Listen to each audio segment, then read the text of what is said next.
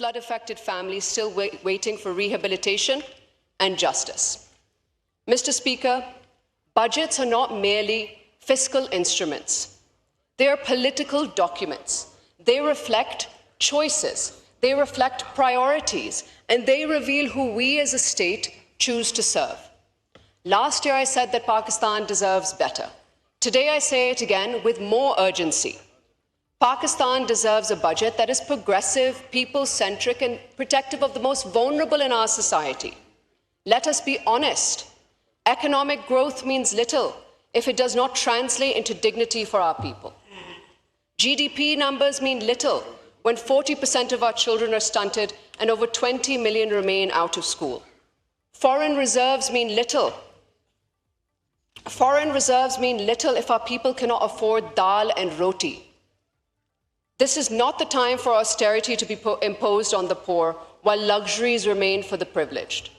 This is the time for compassionate government, for redistributive justice, and for a break from the cycle that punishes the working class and rewards the elite.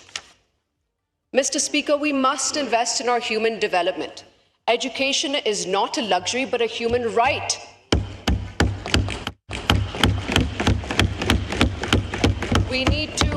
We need to increase allocation for education, not as a formality, but as a national emergency. The same goes for health. Health and education need to be more than just footnotes in this federal budget. If COVID-19 taught us anything, it is that the underfunded healthcare systems break first and bleed the longest. It is a shame that in 2025, Mr. Speaker, over 56 million Pakistanis still live without electricity. And instead of encouraging solar energy, the government in its short-sightedness has imposed tax on solar panels. We should not be punishing people for turning to solar energy. While the government boasts about its electricity generation capacity, it's doing little to ensure that that power actually reaches the people. My constituents continue to suffer through 15 hours of load shedding. Think of the laborer, the teacher, the student, the daily wage earner, enduring this sweltering heat, unable to study, unable to work with dignity.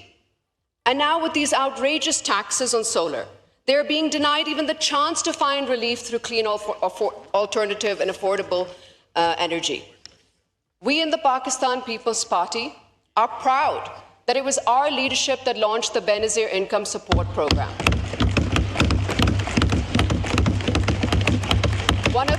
One of the largest social protection programs in South Asia. And we welcome the government's 21% increase in its allocation in this year's budget.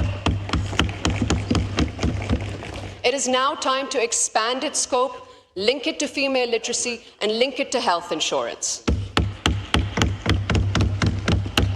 And let me say this with conviction. Women are not a sector of the economy, we are half the population.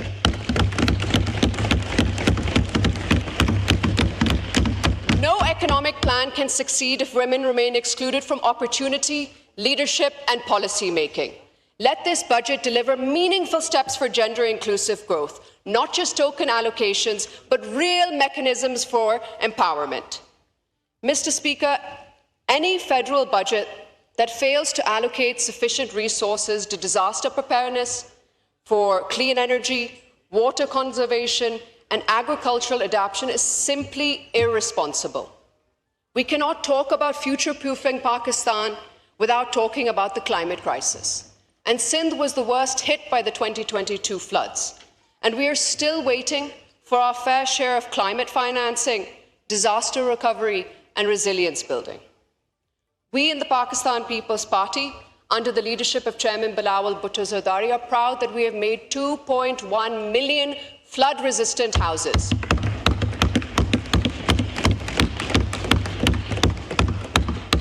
No other party or province can claim the same. Today I speak of the legacy of Shaheed Mohtarama Benazir Bhutto, a leader who believed that politics must serve the poor, who taught us that the true measure of leadership is not the number of speeches we give, but the number of lives we uplift. I urge this House, let this budget not be another missed opportunity. Let it not be another document that pleases the IMF while ignoring the soul of our people. Let it answer the cries of the flood affected, the jobless graduate, the underpaid teacher, the small farmer and the widow receiving 12,000 rupees from BISP.